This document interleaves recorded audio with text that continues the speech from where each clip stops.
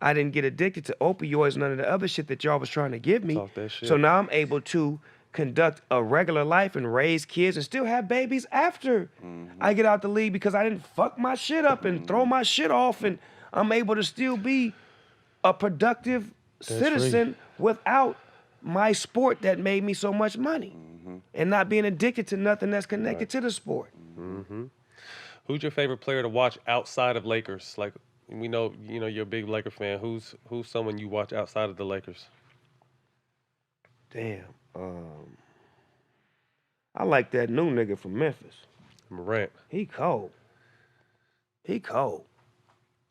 He Got a lot of little, game. but he cold. Got a lot of game. I like his heart. Like, you can't buy heart. Like, you know what I'm saying? Like, you can't buy that. You gotta be born with it. Like, and when you got that in you, that go a long way. Like, when they put some goons around him or ship him out of there and get him somewhere else, It's gonna be a problem. he nasty. He like how Kemba Walker look in Boston. You know, I like, you put him on the team with some niggas that can get down. Now he look good now. And instead out there struggling every night to try to beat 5 niggas by himself. He put up to the Big 3 championship. Yeah. Who that? You. Always. Like, I want you to please tell them from when you walked out the arena to the back to the locker rooms. Please tell them because you stopped somewhere else before you got to me. Let them know how your steps on the way to my locker room. Well, when I walked out, the first locker room I seen was the Victorious team, and they was in there popping champagne and pouring champagne on each other. So I was like, I'm dressed too fly for this shit. So as I continued to walk, my Toucan Sam nose of mine, my nose always knows because your nose knows, was like, hold on, we need to go down this way. It smelled like we need to be in this area. So we walking and walking. And then somebody say, hey, my nigga Jack and them in there. Oh, that's all I need to hear. I go in there with them, a couple of little bitties in there. We get the little bitties out there, take a picture with them, smile, bitch, get gone now. It's time to be grown. Get your ass out of here. Get them out of there, and then we commence to fire. In the Clippers locker room. Woo, woo, woo, woo, woo, fire. But we had the losing team, but we had the championship locker room. It was a emotion too. It was a feeling. Remember the CEO came in there? Yeah, that was dope too. Nah, you made me feel how deep that Come moment on, was. nigga.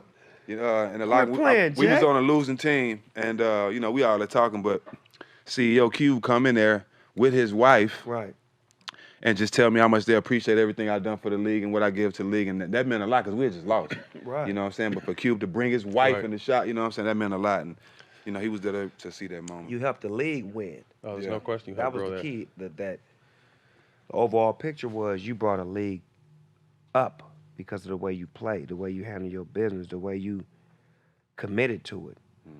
You make it easy for the next retired athlete to say, let me go try that shit. Because I was in Arizona, thanks to Matt, with my nigga Easy Rider. And I was like, JR, cuz, you need to get in the Big 3. He like, you think Cube would have me? Hell yeah. I said, nigga,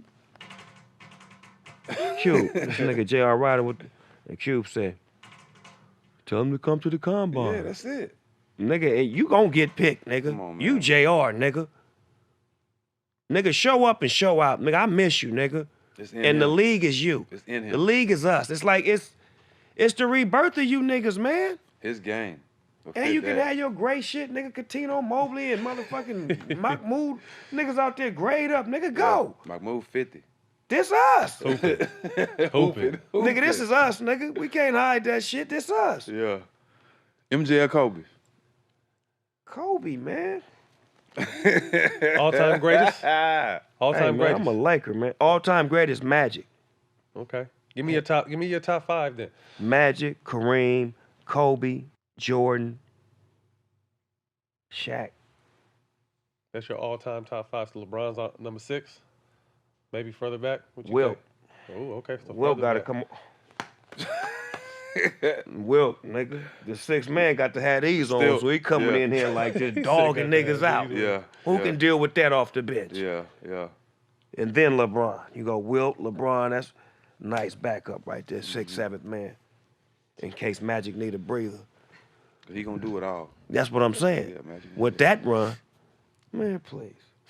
On NBA 2K, you can have it like that. With your longevity in being an entertainer, what's been the secret of maintaining a relationship with for your family dynamic? What's been the secret? Not this perfect, everything is up and down, but tell me what would have been your tricks to maintain. Just trying to keep them involved.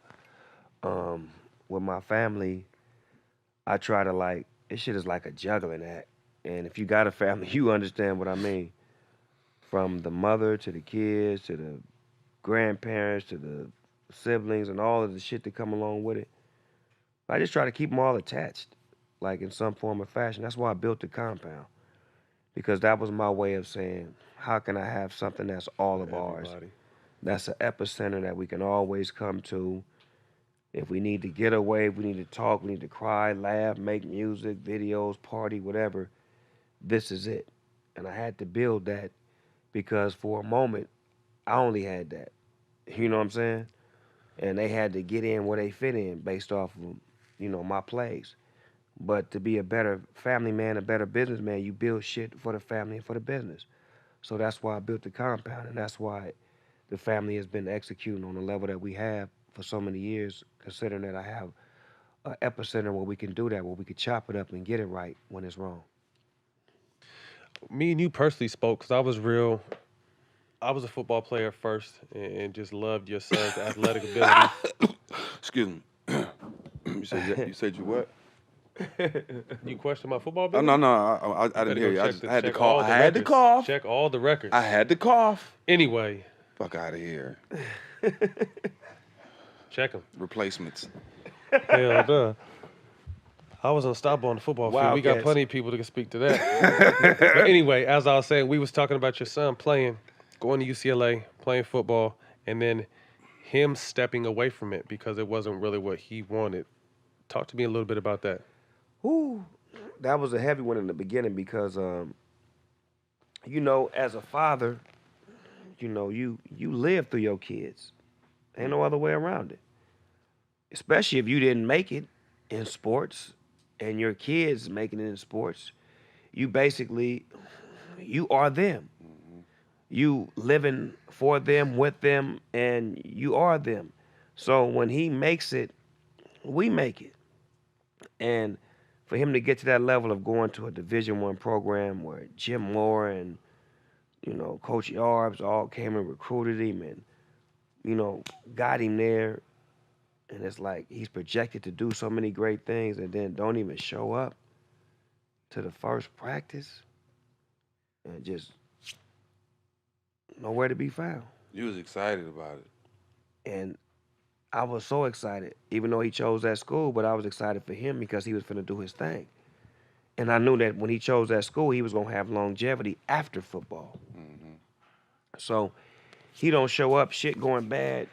We like 6-7 days into the first week of camp.